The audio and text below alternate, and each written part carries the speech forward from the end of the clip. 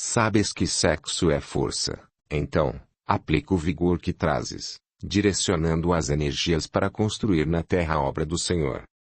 Deus não te imporia algo que não tivesse as condições de suportar. Aceita o celibato que te impuseram como um convite da vida ao equilíbrio das emoções em desalinho.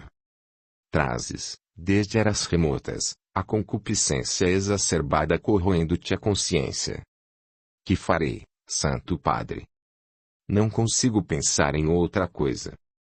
Sufoco a cada dia esse rio caudaloso que corre em mim, flame fervente, consumindo-me as entranhas, parecendo explodir como um portentoso e descontrolado vulcão. Meu filho, disse Simplício, cravando em mim os luminosos olhos de safira, o trabalho é ferramenta que deve ser utilizada de maneira hábil pelo homem. Aprende que as forças sexuais são como as águas do mar, não se pode lutar contra elas. Pelo contrário, obra a favor delas. Imperoso sabermos navegar sobre as vagas do oceano utilizando essa força da natureza em nosso favor. Dize, meu filho, quando te entregas aos prazeres desvairados e quando tens a tua sede saciada, sentes-te satisfeito e feliz? Não, Padre, muito pelo contrário. Invade-me uma onda de frustração, cobrança e autopunição que me perturba intensamente, enchendo-me de arrependimento. Sabes o que é isso, meu filho? E que mergulhas entre ondas de egoísmo e entregas-te, constantemente, a sensações físicas sem que o efetivo amor te conceda a bênção da fecundação da vida pela vida. Os homens ainda estamos construindo uma vida sexual abençoada pelo matrimônio e pelo lar, consagrando-nos a bênção da maternidade e paternidade. Na existência física somos chamados a contribuir com o Criador. Os que assumem compromisso com o casamento têm direito ao cultivo da vida sexual, mas muitos se perdem porque são inábeis e recolherão, naturalmente, os problemas que surgirem do abuso desse aspecto sagrado. O ser, entregue a sensações, ainda demorará muito para libertar-se do desejo instintivo construindo a paz de consciência que lhe permitirá encontrar, antes do prazer, a responsabilidade, antes do instinto o respeito, antes da satisfação pessoal a felicidade do outro, a fim de que o verdadeiro amor, qual divino baixei, singre os mares das emoções sob o concurso de habilidoso timoneiro conduzindo a embarcação para as águas seguras da felicidade. Por isso, meu filho, nós os que aceitamos o celibato, temos de direcionar nossa nau sobre as correntes tumultuosas do desejo com habilidade. Espiritualmente, meu caro, os que adotam o celibato por egoísmo, certamente, não agradam a Deus. Mas aqueles que o praticam com o objetivo de se voltarem mais diretamente ao serviço de progresso da humanidade contentam o Criador. Todo sacrifício que conduz ao bem, sem nenhum laivo de egoísmo, eleva, sempre, o homem acima da matéria, libertando pelo espírito. Nossa Igreja adotou o celibatarismo como forma de controle e submissão dos seus fâmulos. Não nos permitindo aceitá-lo livremente, mas impondo-nos como norma, gera, entre aqueles que não estão maduros ainda para dominarem a si mesmos, os desvios que conheceis e que, infelizmente, marcam nossa Igreja. Dia chegará em que os ministros do Senhor poderão contrair matrimônio e suas mulheres abençoarão nossos templos com o serviço humanitário igualmente nobre. Os corações afetuosos, completando-se mutuamente coroados pela prática cristã, imprimirão novo rumo e nova era na Igreja dos Imperadores. Por ora, enquanto a renovação, por meio dos homens, não se faz, competem-nos a dignidade e a submissão, até que os anos promovam a reforma espiritual da instituição romana. Sabe que um recurso útil é não cultivarmos os pensamentos que nos chegam. São como ondas revoltas, mas que costumam desaparecer com a mesma intensidade que vieram. Se cultivares boas atitudes e te envolveres com o trabalho, ocupando tua mente com outras atividades dignas e benemerentes, encaminharás tuas forças, canalizando-as de tal maneira que poderás deixar, na terra, muitas obras em nome de Jesus. Evita a punição e trabalha incansavelmente. Em vez de macerar o corpo, interessa-te pelas dores alheias, sê um humanista. Pois quando te esqueceres, valorizando os necessitados de toda a sorte, usarás tuas energias para fecundar o mundo de boas obras. Certamente, não será fácil, compreensivo que tenhas os teus momentos de fraqueza no campo das emoções, mas cuida para que as tuas debilidades não atravessem o limite dos teus pensamentos, evitando, quanto puderes, os desregramentos físicos. Nossas palavras não endossam teus desvarios, elas compreendem tua alma como o pai compreende as quedas naturais dos filhos quando estão aprendendo a andar. Vigia somente para que estas questões não te machuquem em demasia, a fim de seres convocado pela vida para reparares os prejuízos causados a ti mesmo e a outrem. Recorda, filho meu, excursionamos por várias vidas a fim de que, em cada existência, progridamos. Por isso, repete com um pitaco. Conhece-te a ti mesmo. Se a vida, porém, te conclamou essa experimentação, lembra-te de que outros passam por momentos piores que os teus. Rememora os cegos, os lunáticos, os coxos, os aleijados, os que de alguma forma necessitam vencer-se para vencerem no mundo. Não te torturas em demasia e entende que a misericórdia divina a todos acolhe. Deus não te vai punir por tuas emoções sexuais em desalinho, mas a vida te vai cobrar os desatinos de tuas aventuras no campo do sexo, exigindo-te dolorosa reparação. No mundo, todos seremos experimentados nessa área e não conhece o espírito que se tenha adiantado sem passar pelos mesmos impositivos e tormentos que o sexo, incompreendido, nos impõe, obrigando-nos ao autoconhecimento e à disciplina de nós mesmos. Como programação divina, à medida que o ser alcança a razão será convocado a pensar sobre os instintos que ainda o caracterizam, esforçando-se por elevá-los ao grau de força disciplinada e útil. É nesse momento que o homem aprende a navegar, erguendo a mezena da inteligência, dominando a força dos ventos, conquistando os mares, impondo raciocínios sobre os instintos, alcançando, finalmente, o equilíbrio. Vê, meu filho, tu não és apenas desejo, instinto. Não sintetizes tua vida nas sensações sexuais. A igreja a que horas servimos ainda aponta os relacionamentos dessa espécie como algo pecaminoso. Um dia saberemos entender o homem nas várias dimensões que o caracterizam e o sexo não mais nos escravizará e a religião ajudar-nos a nesse entendimento sem punir ou cobrar, impulsionando-nos no autoaperfeiçoamento. À medida que te esforçares no bem proceder, e quando ofereceres o teu equilíbrio à vida, a própria existência te concederá a oportunidade sublime de contribuires na obra de Deus, edificando um lar eminentemente cristão em que o sexo seja a vida em harmonia entre aqueles que se amam. Sugerimos o trabalho em prol de ti mesmo, ou que sejas íntegro e abandones a vida do sacerdócio, construindo uma família digna como todo homem probo. Melhor é arar a terra com suor e lágrimas, libertando-nos de amarras pretéritas e cumprir nossos propósitos do mundo, a escravizarmos-nos no prazer estéril. Tua mãe, continuou ele, permaneça em regiões maiores e periodicamente te vem visitar, mas, mesmo que neste momento ela estivesse conosco, teus olhos não poderiam enxergá-la. Constança é a santa de tua vida e a semelhança de Mônica ora por ti diuturnamente com o mesmo desvelo que a genitora de Santo Agostinho clamava a Deus pela conversão do rebento. Como vês, meu filho, não estás desamparado, mas, se quiseres merecer a presença dos mensageiros do Senhor, sê meramente cristão. E antes que me permitisse abraçá-lo em gratidão, desapareceu, deixando em mim profundas marcas de paz. Pela manhã, acordei absolutamente curado. Nenhum sinal de febre ou da doença que me consumiam, somente a alegria do reencontro. Entretanto, com o dobrar dos dias, convenientemente, julguei fosse aquela experiência um delírio febril, nada mais. Nunca segui os conselhos de simplicidade, o que me conferiu amargos momentos dessa minha desventurada vida. Capítulo 18. Suicídio. Confesso, todos aqueles acontecimentos não me permitiam o raciocínio lógico e sádio. A morte de Albino e todos os impropérios que desferiu contra mim, recordando nosso passado, atingiram minha alma de maneira muito cruel. Agora, cansado de hipocrisia, encontrava uma maneira de fugir do torpor ao qual me entregava.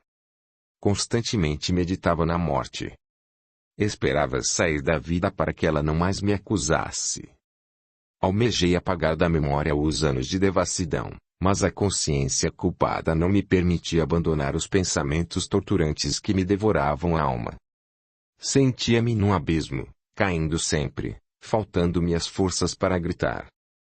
Lembrei-me de Constança, minha mãe, e a ela desejei unir-me, mas seu ideal, verdadeiramente cristão, era muito diverso do meu, trancafiado no cárcere do ressentimento. Por alguns momentos pensei naquele Cristo que anelara seguir. Recordei-me dos dias felizes na companhia do irmão Simplício, mas nada parecia arrancar-me daquele estado de nostalgia e prostração moral. Dessa feita, numa noite, decidi dar cabo de minha vida. Na ilusão de abandonar a consciência culpada, almejando encontrar o irmão Simplicidade, bem como minha mãezinha. Para o meu coração, ambos representavam as virtudes dos céus. Todavia, era bastante covarde e precisava de algo que fosse, naturalmente, indolor, mas o quê? Lembrei-me, então, de certa campônia que, ocasionalmente, entrou em minha igreja com o mesmo intento.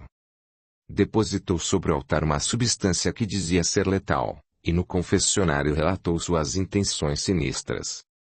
Como tocado pela mão de Deus, consegui dissuadi-la, pregando o mais belo discurso que já pronunciei em favor da vida. Em lágrimas, ela abraçou-me, despediu-se feliz e eu recolhi o frasco, guardando-o cuidadosamente. Então, naquela hora, lembrei-me de suas palavras sobre a poção. Audiolivro realizado pelo canal Surya Chand Audiobook. Padre, tomando esse líquido morte é certa e imperceptível o veneno faz dormir e depois diminui lentamente a vitalidade até fazer parar o coração. Era definitivamente o remédio necessário. Livrar-me-ia da vida sob as bênçãos da morte. Entretanto, quando me preparava para o cumprimento da vontade, algo de muito estranho aconteceu. Lembrei-me de Mateu, meu companheiro de convento, e de sua triste jornada. A afeição no dia de sua morte e as orientações que me deu por meio do abade, nos dias memoráveis de minha convivência com o irmão Simplicidade. Uma espécie de torpor se apoderou de mim e julguei ver Mateu trazendo no semblante um aspecto de repreensão, parecendo ler meus pensamentos. Mateu! Exclamei com temor. Intentei uma frase, no que ele me interrompeu. Não me posso demorar, Pietro. Venho em nome de tua mãe advertir-te acerca de mais essa loucura que desejas empreitar. Porventura esqueceste dos meus sofrimentos e do meu desventurado destino. Não sabes que terei de retornar à terra e padecer pelos erros cometidos reabilitando-me diante da vida. Desejando fugir pelas mãos de Thanatos compliquei-me espiritualmente. A morte é servidora da vida, apenas nos retira de um lugar conduzindo-nos para outro. Ela não é sinônimo de destruição, somos imortais. Somente o corpo denso perece, a alma é indestrutível. Entrega-te ao trabalho, irmão, encontra no Evangelho de Jesus o apoio necessário às boas atividades. Por alguns anos padeci as agruras de um ato impensado. Pietro, por misericórdia, tua mãe santa desceu das alturas implorando-me ajuda e pede-te dediques mais à oração e à prática da caridade. Onde ela está? Indaguei emocionado. No momento, Pietro, executa serviços eminentes em nome de Jesus no seio de nossa igreja. Ela vem de moradas maiores, de planos celestes para socorrer os desgraçados e conduzir os homens de bem. Labora arduamente no Vaticano, inspirando as criaturas ao bom trabalho, na retomada do evangelho primitivo no planeta. Se ela pode estar com tantos, por que não me pode visitar? Perguntei magoado. Para mereceres, diretamente, o concurso de Constança, é necessário trajares a veste nupcial e iluminares teus propósitos pela fé como aprendemos com o irmão Simplicidade. Renova tuas intenções, Pietro, e poderás sentir a presença luminosa de tua Santa Mãe. Em verdade, Constanza te vem visitar há muitos anos, encontrando-te longe dos propósitos com os quais te comprometeste. Por ti, ela tem intercedido, rogando a Jesus pelo teu despertar. Se cometeres o suicídio, ficarás mais distante de Constanza e do irmão Simplício. Louva a Deus fazendo o bem em toda parte. Não posso, meu caro, transformei-me no monstro que conheces e agora meu único ato de bravura é a morte. Não te sintas assim, continuou inspirado. Aprendi a duras penas e incontáveis sofrimentos que a bravura consiste em enfrentar a vida e não dela ausentar-se. Jesus seja contigo, Pietro. Quando Mateus se desfez na minha frente, fora tomado por susto e tamanha emoção que, inadvertidamente, o precioso frasco albergado em minhas mãos precipitou-se no calçamento, malogrando minhas intenções. O amigo e irmão querido salvara-me de mais uma insensatez. Capítulo 19. Suportar o mal. Confesso, diante de minha própria consciência, esta reencarnação, ora narrada sob o peso da culpa e do arrependimento, foi para mim um período de expiação e provas que eu não soube levar a termo. Deveria ter me matriculado no trabalho reparador e a superação de minhas tendências infelizes. Contudo, sou de personalidade forte, dinâmica, de espírito empreendedor, e a vida que me impuseram era contrária à natureza de caráter que cultivara durante várias existências corpóreas. Daí, sofrer as mais diversas desventuras e os mais variados dissabores, tentando compreender-me. Faltava-me a teoria da reencarnação tão bem apresentada pela filosofia espírita. Mas, longe de conhecer a verdade e entregue às próprias emoções, ambicionava agredir o mundo. O bem que vi aqueles a quem eu amava fazer gerou dramas terríveis. O amor de minha mãe devotada ao meu pai, sua submissão e dedicação extrema, para quê? O irmão Simplicidade, com seus discursos celestes e a bondade de um santo, ganhou a fogueira ao auxiliar Salvatore. Havia em mim um conflito interno entre o bem e o mal. Inicialmente, duas vertentes antagônicas e presentes na humanidade. Compreenderia, mais tarde, sob o jugo dos sofrimentos como resultado de minhas ações, que o Criador não construiu o mal, o homem ignorante das verdades eternas, convocado a escalar sua própria jornada evolutiva, encontra na falta de conhecimento e habilidades espirituais os primeiros tropeços que, pela lei de reparação, o fará, obrigatoriamente, retornar ao caminho que conduz a Deus. Contudo, nestas confissões registro as minhas angústias, as de um espírito em regime de reabilitação. Com efeito, passei vários anos justificando-me diante dos meus desatinos, evocando pensadores e doutrinas que pudessem validar minhas equivocadas intenções. Possuía sonhos terríveis, alucinações das mais sombrias, como se aqueles que por mim foram lesados retornassem do reino das sombras para atormentar-me. Não fui possuído como Salvatore, o prior de nosso convento, mas, perseguido e amaldiçoado em sonhos por Albino e a mulher que conduze, arbitrariamente, a fogueira. Seria ela a assombração dos meus mais terríveis dias. Eventualmente, sonhava com Mateu rogando-me abandonasse os sentimentos de rancor que me atavam às almas imperfeitas do mundo dos espíritos. Exultava com a bondade estimulando-me ao mesmo caminho. Todavia, aproximava-me do cinquentenário e sentia-me cansado e desolado. Desejava a morte por companheira, mas temia reencontrar os adversários que se opuseram a mim nessa referida existência. Com isso, confesso, desde que vim ao mundo o medo do desconhecido conviveu comigo. Sempre algo parecia ameaçar-me como se alguma coisa muito grave eu devesse aos homens. Somente mais tarde, aqui, na esfera dos espíritos, após séculos de transtornos morais, saberia a verdadeira causa da minha desventura. No contato com entidades angélicas, com espíritos comprometidos com a bondade, compreenderia, a duras penas, que ao homem em ascensão não basta apenas fazer o bem, é imperioso saber suportar o mal. Capítulo 20. Nem mesmo Ésquilo. Confesso, durante anos de exercício do sacerdócio, sob a exploração do confessionário, adquiri muitos bens, conferidos graças à minha autoridade eclesiástica. Quantas propriedades e pedras preciosas angariara prometendo o reino dos céus aos moribundos. Esses me doavam, particularmente, a fortuna que não poderiam administrar do outro lado da vida. Em minha alma, havia apenas um desejo: oferecer, ao filho, concedido por ventre alheio, minha generosa herança. Amadeus Justus, o rapaz enviado por mim a Roma, agora deveria conquistar a láurea pelos estudos defendidos nos núcleos eminentes do saber daquela cidade. Um dia, para minha surpresa e gratidão, enviou-me preciosa missiva comunicando sua chegada para breve. Dessa feita, ordenei a um escriba de fidúcia que todos os meus bens deveriam, após minha morte, ser confiados a Amadeus Justus, a fim de conduzir sua vida à plenitude e aventura.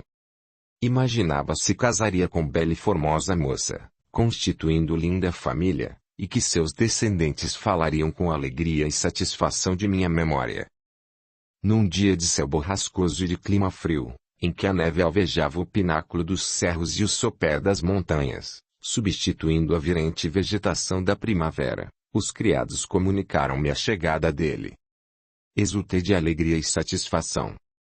Amadeus Justus, meu filho, era definitivamente um homem feito, transformara-se, não mais um menino imberbe, mas um rapagão pronto para enfrentar a vida.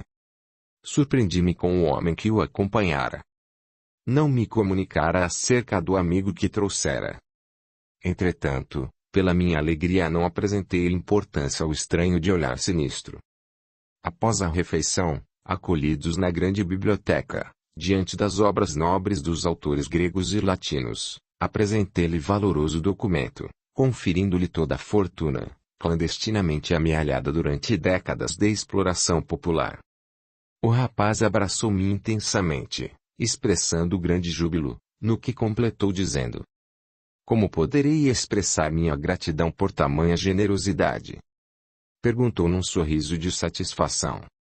Como e por que te afeiçoaste a mim, concedendo-me as mais nobres das bênçãos, as ciências e as letras?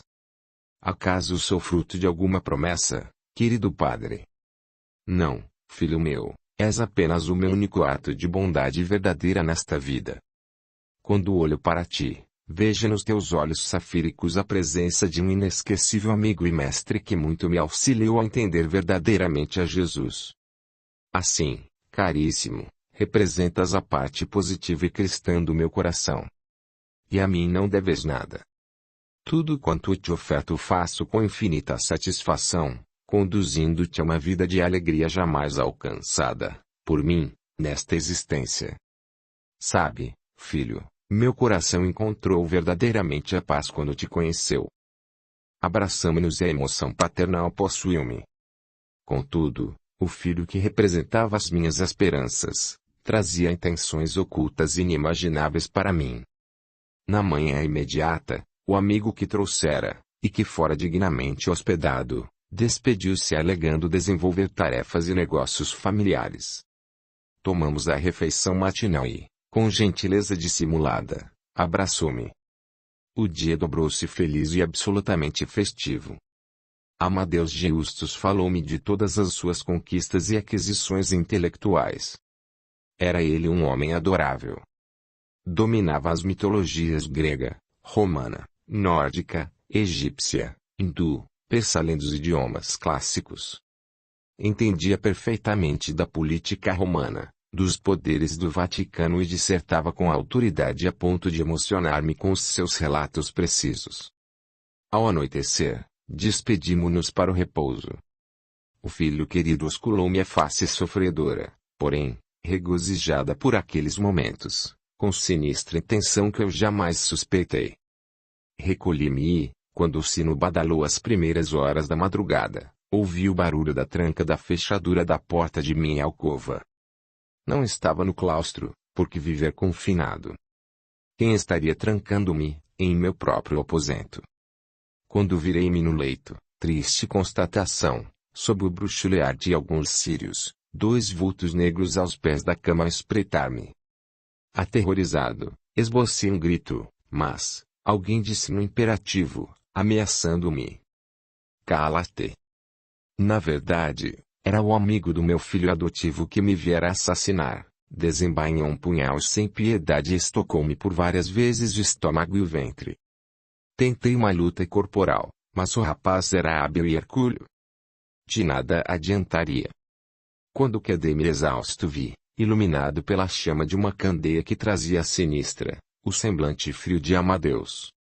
Julguei que viera para socorrer-me e gritei sufocado pela dor. Ama. Deus. Filho. Socorre-me. Ele aproximou-se com vagar. Ajoelhou-se ao lado do meu corpo que se esvaía em sangue, segurou-me com a destra forte pelos cabelos levemente alvejados, e num repuxo falou-me irado. Não me chame de filho, criatura diabólica. Cão infame, porventura acreditaste que nutria por ti algum afeto? Nunca. Sempre interessei-me pelos teus bens e agora me compete tomar o que é meu por direito. Teu nome sempre envergonhou-me. Todos sabem o quanto és desprezível e que Dom Domênico te protege. Pois ouve, o bispo, teu sórdido amante, fora assassinado por encomenda. Interceptei todas as epístolas que te poderiam informar do ocorrido, e agora que não dispões mais do teu protetor, eu vim em busca de retaliação. Vingança? Perguntei atônito e ofegante, num sopro de vida. Sim, maldito, pois que guardei por ti um ódio incomum. Como sabes, a senhora que para cá me trouxe nos anos de minha infância e apresentou-me como fruto duvidoso de Gioconda Tritano e meu pai, é minha tia madrinha. Sou o filho legítimo da mulher que covardemente mataste, dela abusando em teu confessionário. Quando em visita, antes daqueles tristes acontecimentos, várias vezes eu a ouvi chamar teu nome com ódio e, um dia antes de sua morte, ela contou-me seus dissabores e me fez jurar que a vingaria. Estou cumprindo minha promessa. Arrancaste os dias felizes de minha vida, assassinaste aquela que me trouxe ao mundo, impediste que eu a amasse e lhe retribuísse as blandícias que me ofertou. Cão demoníaco, chacal abominável, teu lugar é no Averno.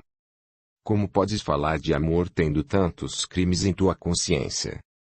E aproximando-se mais, esputou-me com asco inúmeras vezes, continuando a seguir. Sempre soube da tua história. Enquanto julgavas que o teu segredo fora destruído na fogueira maldita em que incineraste minha madre, organizava minha vingança lenta e astutamente. Amadeus Justus.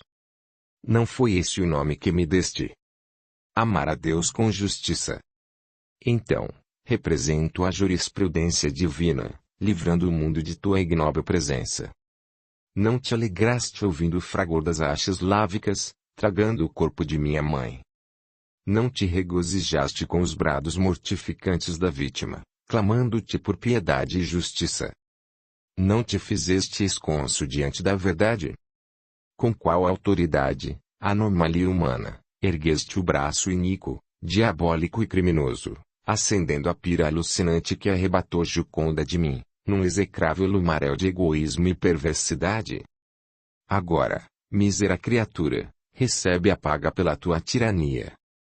E aproveitando-se do meu estado de fraqueza, vendo o meu corpo hirto, pegou do punhal, que o amigo fixou em meu ventre, e com força descomunal cravou-me próximo ao coração enquanto dizia em fúria.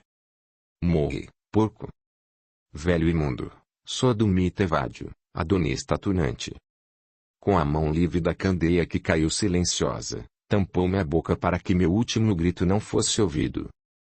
Nesse interim, naqueles segundos ínfimos que jamais se apagam de nossa mente, lembro-me de ver quando o candil deslizou de sua mão caindo sobre meu corpo, espalhando o líquido comburente pela peça felpada que me cobria o vaso físico, espraiando-se rapidamente em furiosas labaredas.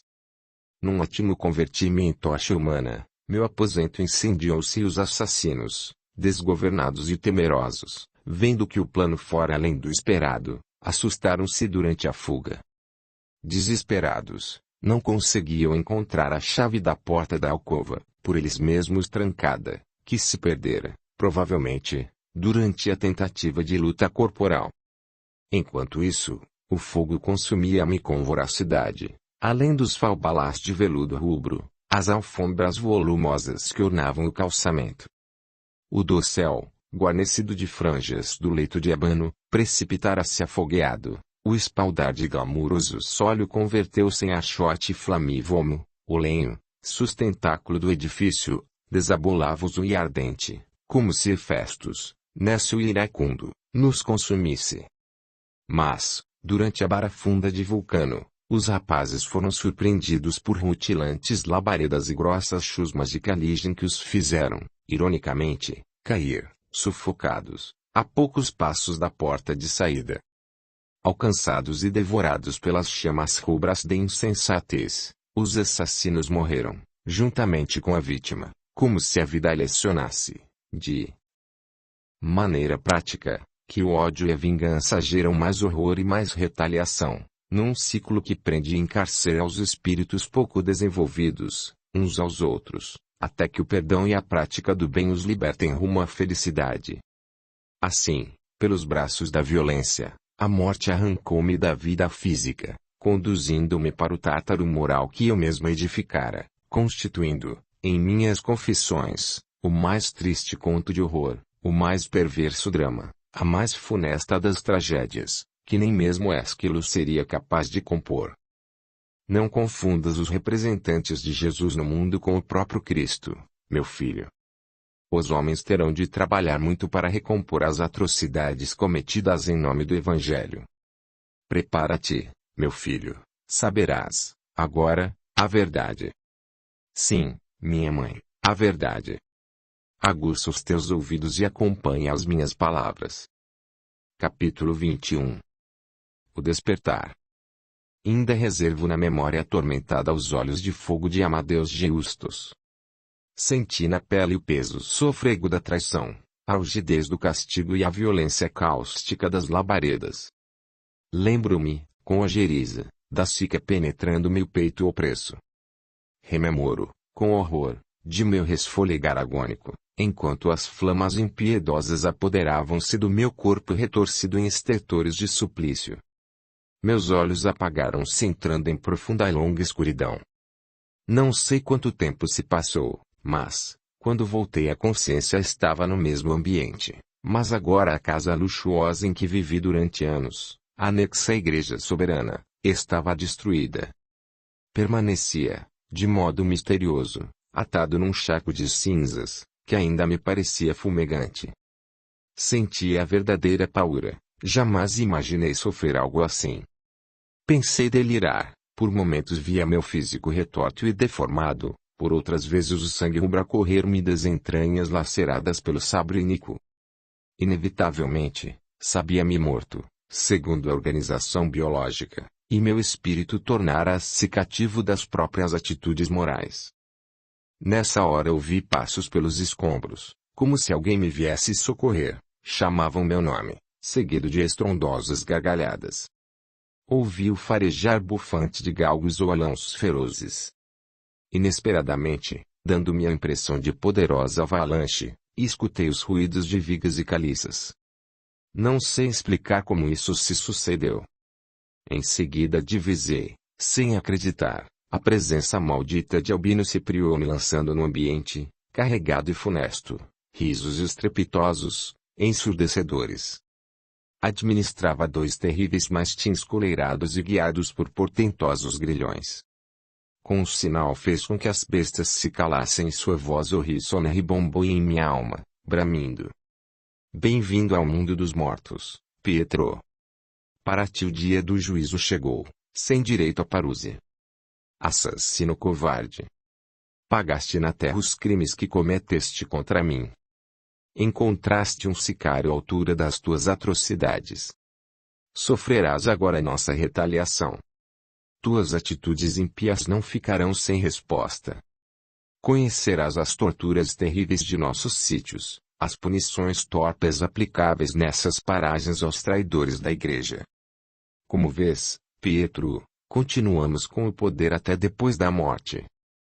Gargalhadeando estronamente, desatou as coleiras das feras que, de imediato, prostraram-se aos seus pés, pegou de um dos grilhões e, com ímpia crueldade, atou-me ao pescoço, convertendo-me em desprezível animal. Constrangeu-me a andar feito um canaz tetrápode. Puxou-me pelas entranhas dos escombros, cantando os hinos de nosso velho mosteiro, perturbando meus pensamentos. Ladeavam-me as feras loquazes, como atalaias de cântropos e licumanos, apavorando-me a cada passo. Levou-me para fora da casa destruída e fez-me ver uma das cenas mais amargas de minha vida. Não sei ao certo quanto tempo havia se passado, mas a casa nunca foi reconstruída e, periodicamente, os antigos fiéis reuniam-se defronte ao edifício aniquilado e lançavam mancheias de sal sobre a terra fumegada e os destroços encarquilhados, maldizendo meu nome. Desprezível cena. Ouvir, depois de morto, os comentários dos vivos sobre a personalidade, cuja alma jaz no mundo dos espíritos, é coisa medonha e torturante. Trouxe as mãos aos ouvidos quando as feras ladraram, obrigando-me a plantá-las no solo, imitando-lhes a natureza bestial. Albino, na estróina que o caracterizava, aproximou-se, fitou-me com ira e esbofeteou-me, com tamanha violência, fazendo-me perder, de novo, os sentidos. Mais tarde eu acordei sob os bufantes focinhos dos negros mastins, que se alternavam entre dentes afiados e um surdo resmonear ameaçador. Ataram-me a um poste inquisitorial, formaram, como de costume, o Tribunal da Santa Inquisição, e para meu espanto, Domênico ainda o presidia. Tomaram o poder os antigos, cujos corpos apodreceram na terra, continuando, aparentemente, sua tirania do outro lado da vida. Então, sob severas ordens do bispo inquisidor, chamaram os acusadores. Tentei apelar mas, iludido por Ciprione, julgava que eu havia traído e assassinado. Imaginava-me num pesadelo torpe, mas era pura realidade. Inesperadamente, estranha entidade apareceu. Rômulo Augustus, meu pai. Era o mesmo homem desprezível de sempre, mas agora parecia ter perdido a autonomia, numa espécie de fanatismo ou alucinação. Aproximou-se, olhou-me, e com mão de ferro segurou minha cabeça que insistia em pender e, sustentando-a pelos cabelos, desferiu estas terríveis palavras. E agora, filho da vergonha, coração empedernido, déspota, cretino, parricida dos infernos. Bem-vindo ao Hades, Plutão cedeu-me a vez no julgamento de tua alma maldita. Agora que sabemos sobreviver à morte do corpo denso, conhecemos a outra vida a qual fomos entregues pela própria consciência. Este tribunal, filho da desventura, por unanimidade já te condenou nestas paragens. As leis são executadas pelos dominicanos e os senhores que aqui estão acusam-te de traição e heresia, assassinato e abuso dos necessitados. Por isso, filho da escória, eu não te condeno ao inferno eterno, que agora sabemos não existir, mas aos exércitos das sombras, que prosseguem por toda parte defendendo os interesses daqueles que não alcançaram a luz. Eu te condeno, alma desventurosa, à fogueira do sofrimento moral e a anos de trabalhos forçados servindo às inteligências que nos administram os propósitos e asseguram o local em que vivemos. Embora a maldade que ainda o caracterizava, Rômulo parecia, de alguma forma, estar com a mente afetada, uma vez que agia com reverência aos senhores que o condenaram, desconhecendo, talvez, que seu filho fora, apenas, mais uma peça do jogo de interesses dos senhores de Roma. Fez pequena pausa nas suas acusações, no momento em que tresloucada entidade se apresentou.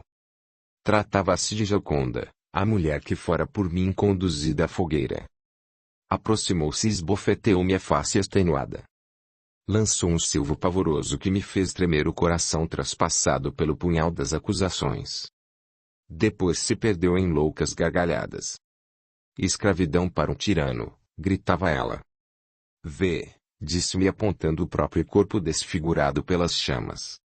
Vê as marcas que me deixaste. Ouve, filho de Beelzebu, eu te perseguirei até a eternidade. Nunca terás paz, pois que eu serei eternamente a tua sombra, o teu espelho, refletindo o monstro que és. Condeno-te à escravidão servil nas galerias lúgubres das hostes funestas. Eu te condeno, Pietro, à servidão eterna. Dessa feita, senti-me arrastado por uma multidão incontrolável de espíritos altamente atormentados. Diante do tribunal que se ergueu, obrigando-me à escravidão servil, ouvi as casquinadas e as vozes perversas amaldiçoando-me até a 100ª geração. Capítulo 22. Escravidão. As sombras tragaram-me para regiões inóspitas. Eu trazia o pensamento confuso, esperava encontrar o irmão Simplicidade como arauto que viesse dos seus resgatar-me. Tencionei encontrar Constança, mas nenhuma oração fora capaz de pronunciar. Todos os meus pensamentos torturavam-me uma fila de acusadores, periodicamente, se formava. Traziam o dedo em riste e vociferavam inculpações sem fim, das quais, eu mesmo, não me recordava e para as quais não possuía forças de rebater. Juconda, de ferocidade lupina, permanecia assombrando-me, pronunciando duestos e vitupérios. Frequentemente, apresentava-se de face queimada e corpo deformado como acusar-me, diuturnamente, do atentado contra ela cometido. Minha cabeça mais parecia um turbilhão de imputações em que a remissão estava longe de chegar. Padeci vários anos, tendo a mente torturada pela faina dos adversários que cultivei no urbe e que me vieram receber no limiar da nova vida. Lentamente, perdi a memória de mim mesmo sob o peso daqueles que me aprisionaram e das severas punições. Minhas lembranças desapareceram como brumas agitadas pelo favor do esquecimento.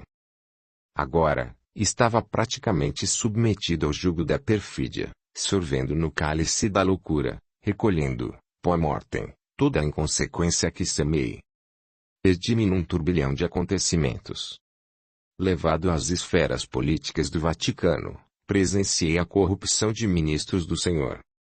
Aproveitavam-se do meu desequilíbrio e, guiado por fios intangíveis, como se fosse um títere, colocavam-me ao lado de personagens políticos da religião romana, para que os meus pensamentos atormentados os ferissem de alguma maneira. Oportunamente, instalaram-me ao rumo de um cardeal que o desejavam retirar do poder. Minhas vibrações densas o atingiram e seu corpo respondeu com severas contrações musculares à semelhança de espasmos violentos, interpretados, interesseiramente, como atuação dos demônios. O cardeal fora afastado e poderosa corrente política desarticulada.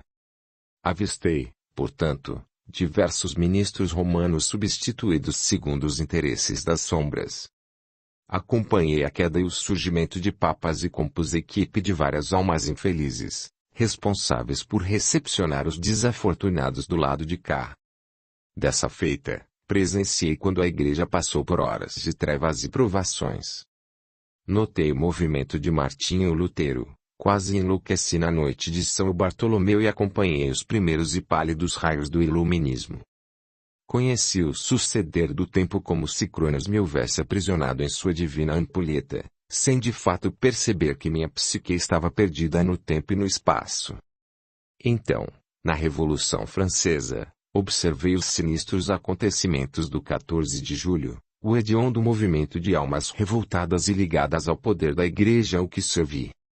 Padres, bispos, cardeais e papas, já desencanados, formaram violento exército, preocupados com o surgimento do Paráclito. Capítulo 23. Ameaçando o Consolador. Já no século XIX, em que a América do Norte e a Europa foram sacudidas por fenômenos psíquicos, engendramos planos para confundir os seguidores do Consolador. Divisávamos muitos dos nossos, reencarnados, servindo nas fileiras da nova fé. A ciência fulgurava na terra como o sol, flamível e impiedoso, destruindo as crendices triviais, conduzindo os homens à verdade. Os dogmas romanos eram derrubados pelos coriscantes argumentos da razão. Os pensadores da época construíam, com certa liberdade, os novos conceitos sobre o homem. Acompanhei, assombrado, toda a transição que defendia os ideais de liberdade, igualdade e fraternidade, favorecendo o alvedrio do pensamento.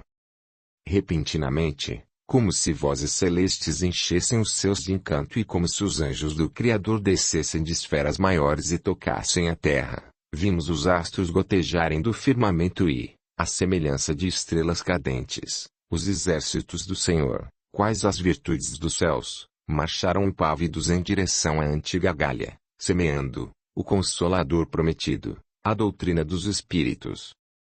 As entranhas mais profundas de nossa organização abalaram-se e o mundo dos vivos, agora, era definitivamente informado sobre o mundo dos mortos. A terra das ideias antigas tremeu com violência rachando as sepulturas, o falso sol das vaidades eclipsou-se, cheirando a escuridão vergonhosa dos ignorantes e confundindo os orgulhosos. Rasgou-se o véu da falsidade e o Santo dos Santos mostrou-se aos homens sem a hipocrisia das criaturas. A cruz não mais serviria aos interesses políticos, mas simbolizaria a essência do trabalho renovador de toda a humanidade. Uma apostasia moral e individual espalhara-se pelo mundo, convidando o homem à reflexão. Não seria justo compartilhar com o povo ensinamentos escondidos durante séculos. Era preciso coibir. E a Igreja da Terra foi subjugada pela Igreja das Sombras, incitando os homens contra a nova doutrina. Sem saber como ou porquê, fui tomado de ira e fúria. Pregadores destacados de nosso movimento, célebres pela retórica, convenciam-nos da perversidade daquele movimento, da ilusão que recairá sobre o planeta. Loucos guiando loucos, cegos conduzindo cegos. Cada vez mais legiões se organizavam para destruir a revelação. Reconhecendo a impossibilidade de aniquilar a verdade, pensou-se em mesclá-la e confundi-la com a nossa doutrina. Encontrei muitos dos meus inimigos, ocultos em corpos novos, no trabalho de renovação moral a serviço do Consolador, por isso crescia meu desatino contra aquele Cristo que se me apresentava de forma variada, encarcerando-me em suas ideias. Há quantos séculos eu combatia sem dele me desligar. Mais tarde, o nome de Allan Kardec seria por nós ridicularizado e perseguido. Se pudéssemos, nós mesmos o conduziríamos ao patíbulo e à pira da Inquisição. Nesse movimento fui constrangido a lutar perdido em mim mesmo, nas décadas que corriam céleres sem que eu as pudesse refrear e delas tivesse noção, mergulhado numa espécie de pesadelo sem fim, com vertigens inimagináveis, contribuindo com o tumulto da doutrina que ora abraço.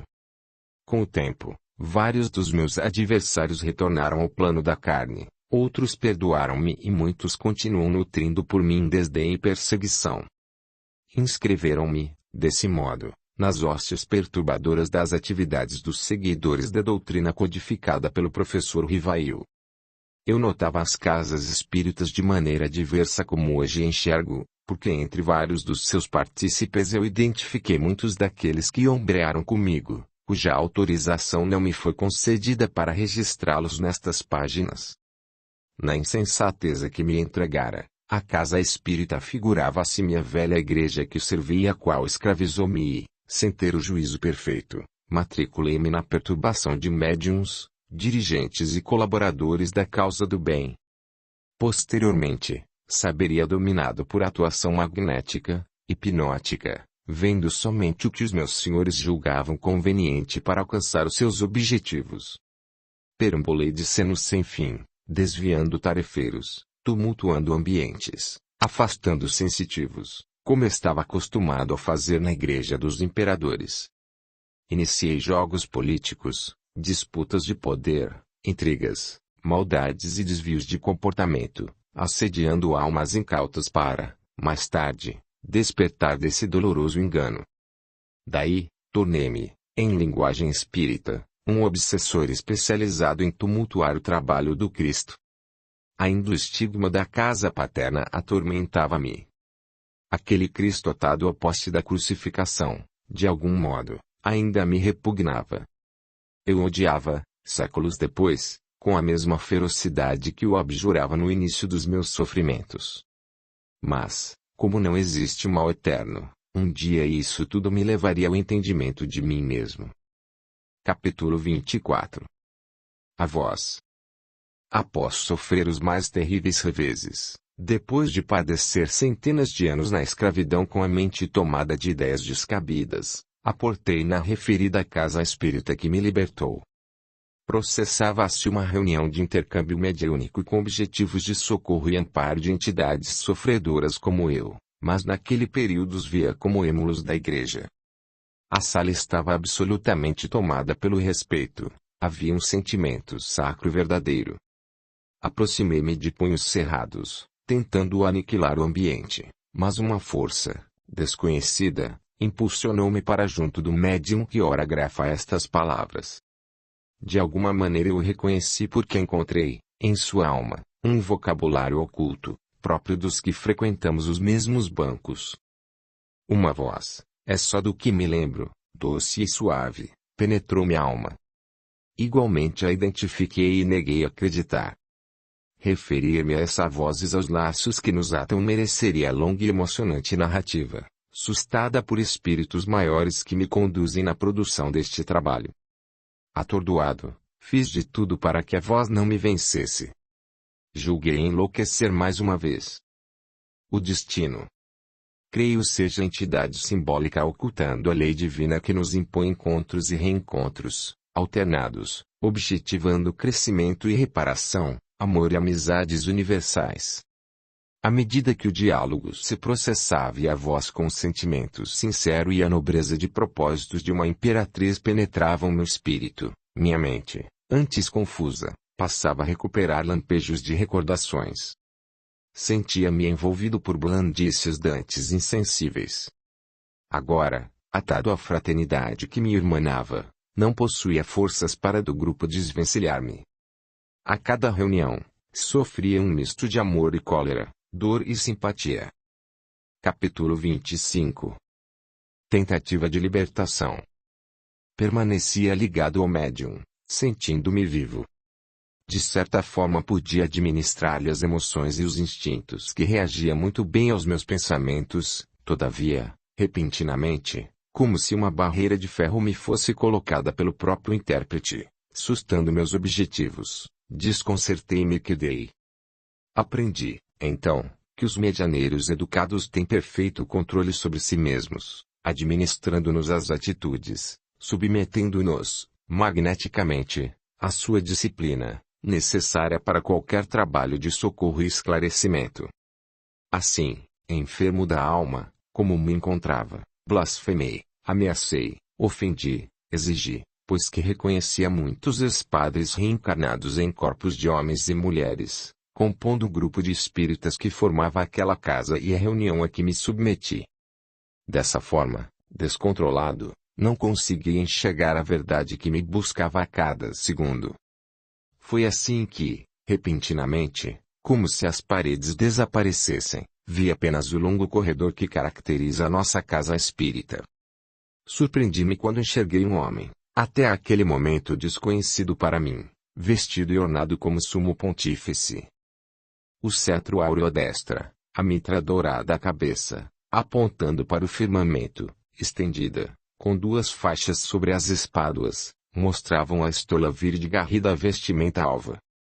Emocionei-me, pensando tratar-se da glória celeste honrando-me com as benesses dos céus. Mas, repentinamente, o grão sacerdote fitou-me de maneira especialíssima, entremostrou um fulgente sorriso e todos os paramentos que o caracterizavam como sumo pontífice da igreja desfizeram-se paulatinamente ao solo ladrilhado do longo corredor de nossa casa, como se consumidos e devorados por misteriosas forças. Envergava, sob aquele fausto, apenas uma túnica discretíssima. Suspendeu de maneira muito nobre e vi seus cândidos e descalçados pés tocando os ladrilhos, da aparência do topázio e guarnecidos, geometricamente, com losangos da cor da grená. Estacou as portas da sala em que me suportavam e sorriu luminosamente. De imediato o reconheci. Irmão Simplício. Contudo, minha memória estava confusa e a imagem daquele santo não mais fez sentido, apagando-se em minha mente. Mas a veneranda entidade aproximou-se e parecendo envolver a voz falou-me com profundo respeito e carinho, que meu imo, mesmo sem o auxílio de Mnemosine, o identificou, pois contrário às lembranças, meu coração amou de tal forma que não pude fugir diante de sua autoridade moral e, conduzido pela imperatriz, que, em tudo, guiava-me com sua voz canora e autoridade de princípios, desprendi-me do médium. Antes que a reunião findasse, recordo-me de esbravejar. Se ele havia se revestido de tamanha autoridade eclesiástica, se já ocupara a cadeira de São Pedro, por que abandonou o poder? Mas, diante de sua fisionomia iluminada, evadi temeroso e covarde. Aquela noite, porém, reportou-me a momentos felizes. Trazia por tarefa impedir o movimento da terceira revelação. Da cúpula da religião dos imperadores partiam ordens para confundirmos o Consolador, se de tudo não fosse possível aniquilá-lo, pelo menos, desviá-lo. Assim, vi-me, novamente escravizado pelas hostes das trevas. Os sacerdotes da iniquidade arrebatavam-me em tarefas sofredoras, mas aquela presença do irmão Simplício, sem que os tarefeiros do centro notassem, comovera-me e sensibilizara-me. Não me recordara dos acontecimentos integralmente, mas de algum modo despertei não mais agindo de maneira mecânica como anteriormente. Uma espécie de lucidez invadiu-me, fazendo a realidade em que vivia incomodar-me. Dessa feita, deambulava entre meus superiores desencanados, contribuindo para confundir verdades, aguardando dias melhores. Fixei-me naquela imagem a ideia de um sumo pontífice abandonar todo o luxo e poder de nossa igreja modificara-me profundamente os pensamentos. Aquele homem, ligado de alguma maneira ao meu passado, fazia com que sentimentos sublimes e longamente adormecidos saltassem de meu coração, buscando esse sentido maior de espiritualidade. Todavia, alguma coisa me impedia de entregar-me por completo às entidades angélicas que, desde aquele encontro, ladeavam-me invisivelmente. A casa espírita que me libertou por definitivo converter-se em poderoso ponto de apoio, verdadeiro lume de esperanças aos falidos do mundo. Mas minha alma sofredora e perturbada não conseguia ir além do desejo de abandonar as trevas. Era apenas uma informação intelectual, faltava-me, como sempre, a firme vontade que lecionou o apóstolo Paulo. Como abandonar os olhos pesados a que alude o Evangelho? Como sair de mim mesmo, se estava sob o peso das sombras a abafar-me as melhores intenções? Dessa feita, sofri o peso de minha própria insensatez. O pensamento adormecido e, ao mesmo tempo, dominado pelas trevas, obrigava-me a marchar pelo torpe exército de perseguição espiritual. Diuturnamente, ligava-me a falanges responsáveis por atormentar a causa do Consolador. Acompanhei inúmeros espíritos dedicados à bancarrota dos que se matriculavam na messe do Senhor, tendo apenas a intenção de servir, mas inoperantes quanto à firme vontade de colocar o Evangelho em prática. Eram eles as peças principais para os inimigos da luz, que buscavam, nesses companheiros, motivo para convertê-los em pedra de tropeço. À semelhança do apóstolo Pedro, eu me sentia arrependido pelas vezes em que neguei o Cristo, entregando-me à subjugação dos inimigos da verdade. Contudo, jazia numa outra realidade de vida, sob a presença de entidades austeras e a vigilância ininterrupta de Albino Ciprione. Este último tornou-se minha sombra, tomava de uma gargalheira, atava-me o pescoço, puxava-me com férreas amarras, guiando-me por ambientes sinistros como um desventurado e enlouquecido animal. Sua visão, porém, alternava-se. De quando em quando, elevava as mãos deformadas aos olhos e urrava ensandecido de dor, permanecendo cego por horas incontáveis, para, depois, retomar parcialmente a visão. Essa cena letéia repetiu-se em inúmeras ocasiões, permitindo-me julgar fosse o tormento de Albino, por vezes, piores que os meus. Infinitos casos de obsessão receberam o meu concurso, agravando a vida de inúmeros tarefeiros do Senhor. Como que envolvido pelas torpes intenções das sombras, perambulei como um lunático até o dia de minha difícil libertação. Curta, comente, compartilhe, e se inscreva, se já não o fez. A gratidão é o caminho da evolução. Capítulo 26. Auxílio. Corriam os dias do ano de 2001 a.C., aproximadamente, segundo informações que recolhi aqui na Vida do Infinito, quando em devotada reunião familiar encontrei aqueles a quem perseguia, em íntima relação de estudo e vivência do Espiritismo. Companheiros devotados na prática do Evangelho reuniam-se para viver a simplicidade do cristianismo na sua mais pura essência. Nessa oportunidade, recordo-me, estava confinado em regiões de trevas e sofrimentos. Repentinamente, fui tomado por aquela saudade. Revi a figura do sumo pontífice a despir-se de todas as honrarias peculiares ao sucessor de São Pedro, segundo a concepção da Igreja dos Imperadores. Inesperadamente, aquela imagem trouxe-me a figura querida do irmão Simplício. Ali mesmo, nas trevas, dei-me conta, parcialmente livre das entranhas sofredoras da memória atormentada, que parecia ressurgir após noite densa e tempestuosa. Enjaulado feito um mastim, rememorei a presença do irmão Simplicidade, o dia terrível de sua morte e o meu regresso para o mundo dos espíritos. Tomado pelas mais sagradas emoções, clamei: Irmão Simplício, desce das alturas e salva-me. Senhor Jesus, perdoaste aqueles que te ataram ao poste iníquo, deste da tua compreensão a Judas, Pedro e Tomé. Estou longe de ser um teu apóstolo, mas aceita-me na condição de almas falida e sofredora. Se isso não for possível, te peço, Senhor, que me aniquiles por completo, porque prefiro, 1000 vezes, o nada a permanecer nesta loucura em que me encontro. Prefiro padecer as chamas do leteu mitográfico a ficar preso às lembranças do passado. Nesse instante, tomado pelas lágrimas, aprisionado em terrível enxovia, lobriguei uma pequena luz, e escutei a tranca do cárcere se desfazer e sem identificar quem entrava, ajoelhei-me distendendo o pescoço à espera dos grilhões. Pensava ser convocado para mais um caso de perseguição espiritual. Tomado de medo, descerrei os olhos e, vencendo a escuridão desfeita por discreto lume, reconheci, era o irmão Simplício. Minha mente estava obnubilada, focos de lembranças me faziam reconhecer nele o pai devotado e o amigo fiel que os homens e o tempo afastaram de mim. Agora, diante da verdade, ele abrira os braços e sorrira. Enlacei-me ao seu coração e naquela hora sublime vi-me diante do amor. Almejei falar, mas tomado por alguma força misteriosa, adormeci. Quando retomei a lucidez, estava ligado à mediunidade. As luzes diminuídas e um grupo de pessoas orando por alguns desconhecidos,